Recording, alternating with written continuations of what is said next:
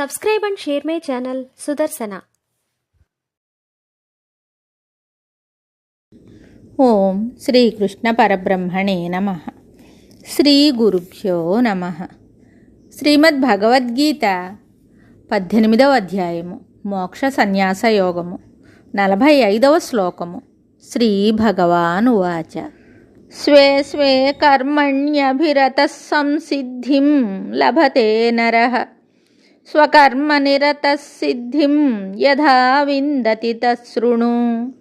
స్వే స్వే కర్మణ్యభిరత సంసిద్ధిం లభతే నరః స్వకర్మనిరత సిద్ధిం యథా విందతి తశృణు.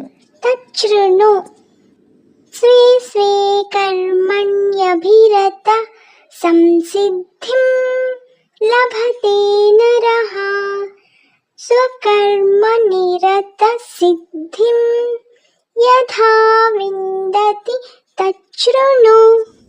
ఈ శ్లోకమునకు భావము భగవానుడు చెప్తున్నాడు. తన స్వాభావిక కర్మమునందు ఆసక్తి శ్రద్ధ కల మనుజుడు జ్ఞానయోగ్యతా రూపసిద్ధిని పొందుచున్నాడు.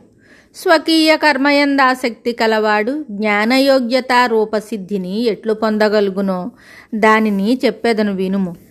వారి వారి స్వాభావిక కర్మలను ఈశ్వరార్పితముగా లేక ఫలాభిలాషారహితముగా చేయుట వలన మనుజుడు జ్ఞానయోగ్యతా రూపసిద్ధిని పొందగలడని ఇక్కడ చెప్పబడింది. కర్మచే మోక్షసిద్ధి ఎట్లు కలగగలదని చాలామందికి సందేహం ఉంది. ఆ సందేహమును భగవానుడు ఇక్కడను రాబో శ్లోకమందును తీర్చివేశారు.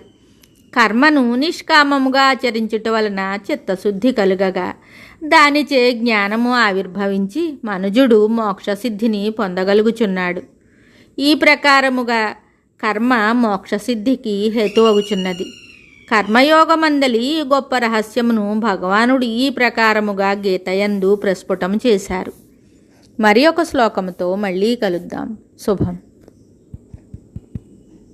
Subscribe and share my channel Sudarsana.